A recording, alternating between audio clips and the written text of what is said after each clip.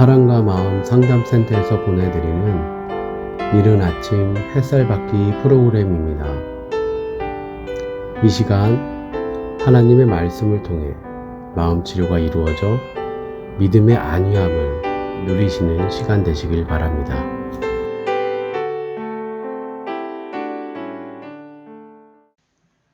이른 아침 햇살 받기 시간입니다. 우리는 어제부터 성령에 의한 새 언약의 심리적 현상과 믿음이란 주제로 이야기를 나누고 있습니다. 너희는 범한 모든 죄악을 버리고 마음과 영을 새롭게 할지어다. 이스라엘 족속아, 너희가 어찌하여 죽고자 하느냐. 에스겔서 18장 31절의 말씀이죠.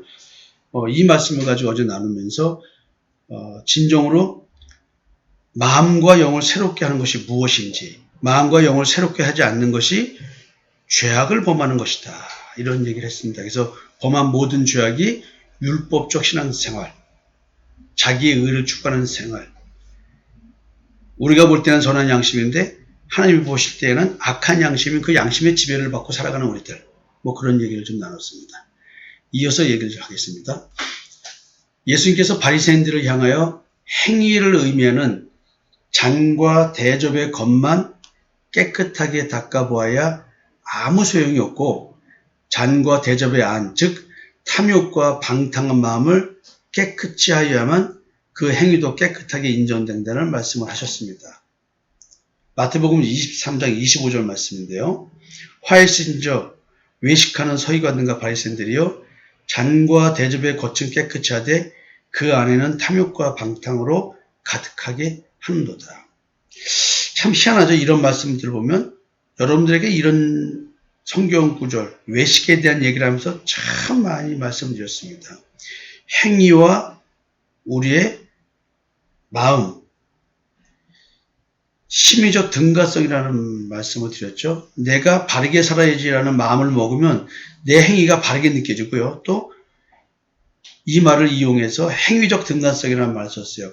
내가 행위를 바르게 하면 내 마음이 바르다고 생각하는, 이 등가성의 원리에 의해서 우리는 나 자신을 잘못 바라보고 있는, 나의 정체성을 왜곡되게 바라보고 있는 이런 것을 느낄 수가 있습니다. 마음이 깨끗해야 행위도 깨끗하니 자기의 행위보다 마음을 먼저 살펴보라는 이 주님의 권면은 한 사람이 자기의 정체성을 판단하는 분별 기준이요, 영적인 소경을 고침받는 것이요, 예수님으로 말미암아 참 하나님이신 여호와를 만나는 길이다. 지금 이 얘기를 하고 있어요. 그래서 이어서 예수님 하시는 말씀이 소경된 바이스라엘아, 너는 먼저 안을 깨끗이 하라. 그러면 겉도 깨끗하리라.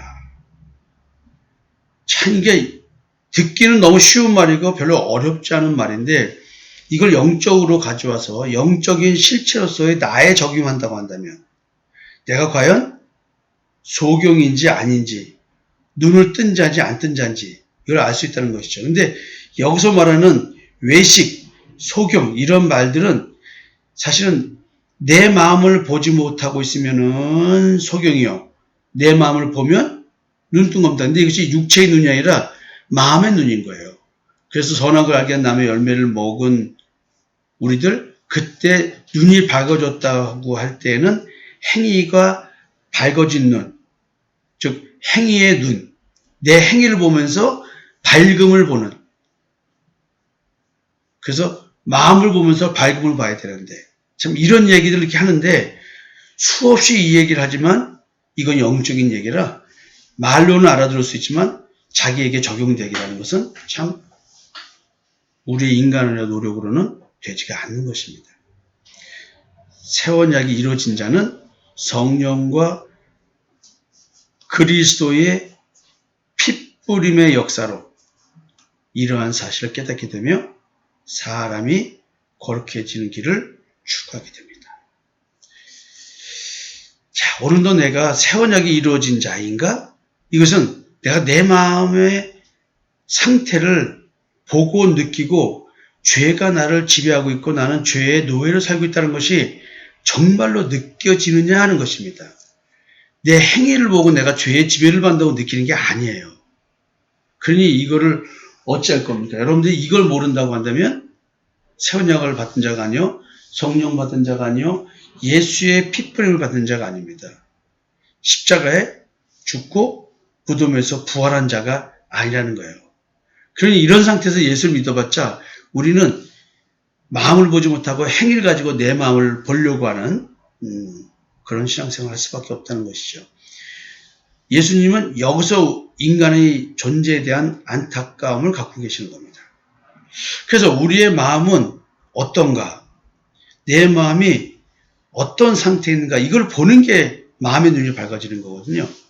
그래서 내 마음이 어떤지를 알아야, 내 마음이 상했다는 걸 알아야 내 마음이 치료받아야 된다는 생각을 갖고 나는 어떻게 치료받지? 이런 생각을 하면서 새 언약에 대한 관심을 더 갖겠죠. 히브리서에서 율법적 제사는 사람의 행위에만 연관되었기에 제사 드리는 예배자의 양심을 깨끗하게 할 수 없다고 했습니다. 그래서 사람으로 하여금 하나님께 진정으로 나아갈 수 있게 할 수 없다고 말합니다. 근데 우리는 오늘도 예배를 드립니다. 기도를 합니다. 하나님께 나아가고 있습니다. 우리는 이 행위를 가지고 교회라는 장소 또는 집에서도 내가 하나님을 찾고 있다고 한다면 우리는 하나님께 나아가고 있다고 생각하는데 지금 성경적으로 놓고 보면은 그런 행위 가지고 나아간다고 말할 수는 없다는 거예요. 왜냐하면 하나님 먼저 마음을 보시기 때문에 그렇다는 것입니다. 그래서 히브리서 9장 9절에는 이 장막은 현재까지의 비유니 이에 따라 드리는 예물과 제사는 섬기는 자를 그 양심상 온전하게 할 수 없나니 이런 것은 먹고 마시는 것과 여러 가지 씻는 것과 함께 육체의 예법일 뿐 개혁할 때까지 맡겨둔 것입니다. 쉽게 말하면 예수님이 오셔서 나를 개혁할 때까지 나는 율법적 신앙생활을 할 수밖에 없다는 것이죠. 그런 율법적 신앙생활을 통해서 예수를 만나지 않으면 의미 없는 신앙생활을 하고 있다는 말을 지금 하고 있는 겁니다. 그래서 하나님은 자신의 죄 때문에 몸부림치는 사람이 자기의 상한 심령을 고쳐달라고 하나님께 제물로서 자신의 상한 심령을 바치길 바라신다고 쓰고 있습니다. 시편 52편 17절 다윗의 신앙 고백이죠. 밧세바 사건을 범하고 난 다음에 양심의 가책이 사라지지 않는 자기 자신을 보고 하나님께 기도하고 응답받는 장면이죠. 하나님께서 구하시는 제사는 상한 심령이라. 하나님이여 상하고 통해하는 마음을 주께서 멸시하지 아니하시리라. 내 마음속에 죄밖에 없다. 온갖 탐심들이 나를 지배해서 내가 그 탐심 때문에 채우려고 쉽게 말하면 지독한 자기 결핍을 채우려고 몸부림치고 살아가는 자기 마음의 동기를 보게 되었다는 것이죠. 이런 상태에 있는 나를 하나님이 멸시하지 않는다는 것입니다. 참 귀한 신앙 고백이죠. 이런 고백이. 사람은 예수의 피가 마음에 뿌려지지 않는 이상 자기의 마음속의 죄를 볼 수가 없습니다. 사람은 자기 스스로의 힘으로 양심의 악을 깨달을 수 없습니다. 이 말은 사람 스스로의 능력으로는 하나님께 나아갈 수 없다는 의미입니다. 사람이 하나님께 나아갈 수 있는 길은 예수의 피로 자기의 양심의 악을 깨달을 때만이 가능합니다. 양심의 악을 깨달은 사람의 마음은 아무리 죄가 가득하게 있어도 예수의 피로 마치 더러운 성전이 깨끗하게 청소된 것과 같은 참마음이 됩니다. 사람이 자기의 마음의 죄와 양심의 악을 깨닫기 때문으로써 변화된 마음이 참마음이며 이 마음으로 믿은 믿음이 온전한 믿음입니다. 하나님께 나아갈 수 있는 사람은 양심의 악을 깨달은 자로서 참마음과 온전한 믿음이 있는 자여야 합니다. 그래서 믿음은 마음으로 믿는 것이라고 얘기를 합니다. 로마서 3장 25절에요. 이 말씀을 합니다. 이 예수를 하나님이 그의 피로 인하여 믿음으로 말미암는 화목제물로 세우셨으니 이는 하나님께서 길이 참으시는 중에 전에 지은 죄를 관가하심으로 자기의 의로우심을 나타내려 하심이라. 그러니까 지금 그 의로움을 나타내는 것, 이것이 바로 뭐냐면 마음으로 믿는 것이에요. 마음으로 믿는 것이라는 이 믿음은 율법의 완성을 행위로 하는 것이 아니라 마음으로 믿는 믿음으로 한다는 뜻을 얘기하는 것입니다. 이것이 하나님의 의로움을 나타내신 거예요. 자기가 아직 신앙적 행위를 통해서 자기의 의를 가지고 하나님 앞에 나아가는 걸로 착각하는 사람은 하나님께서 아직 그 사람에게 하나님의 의로우심을 나타내 보이지 않은 사람입니다. 갈라디아서 2장 16절에요. 사람이 의롭게 되는 것은 율법의 행위에서 난 것이 아니요 오직 예수 그리스도를 믿음으로 말미암는 줄 아는 걸로 우리도 그리스도 예수를 믿나니 이는 우리가 율법의 행위에서가 아니고 그리스도를 믿음으로써 의롭다함을 얻으려 함이라. 율법의 행위로서는 의롭다함을 육체가 없느니라.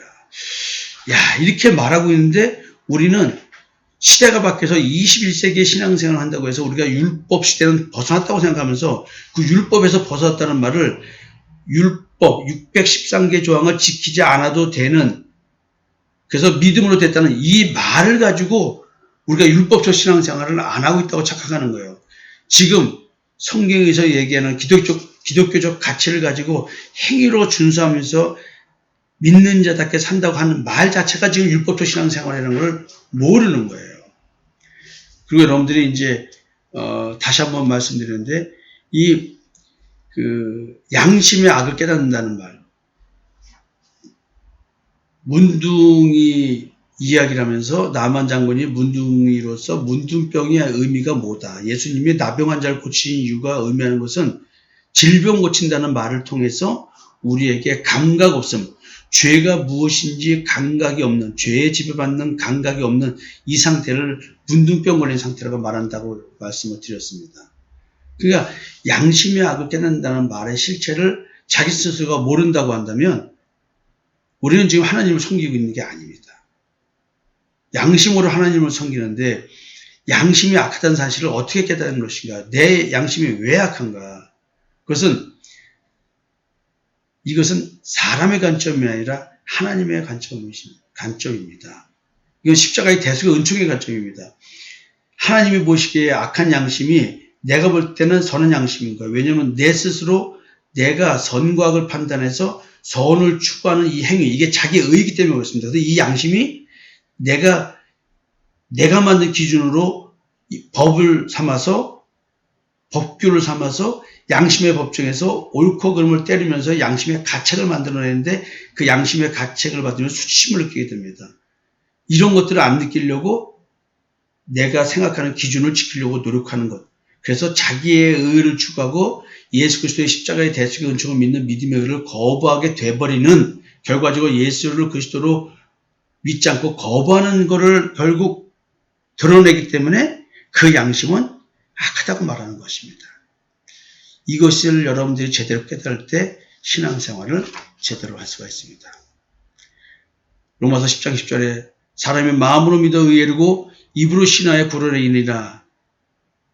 마음으로 믿어 의에 이르고 입으로 신하여 구원에 이르느니라. 이 말은 내가 선하다고 생각하는 그 양심의 기능을 벗어난 자들이 하는 이야기입니다. 하나님의 관점으로 나를 바라보는 자들의 신앙 고백인 것입니다.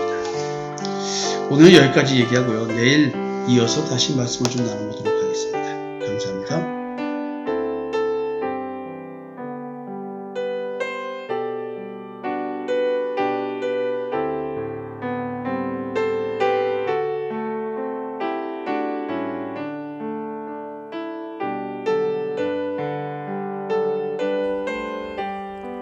지금까지 사랑과 마음 상담센터에서 보내드리는 이른 아침 햇살 받기 시간이었습니다. 오늘도 하나님의 사랑을 경험하며 자기 성찰이 이루어지는 하루가 되시기를 기도합니다.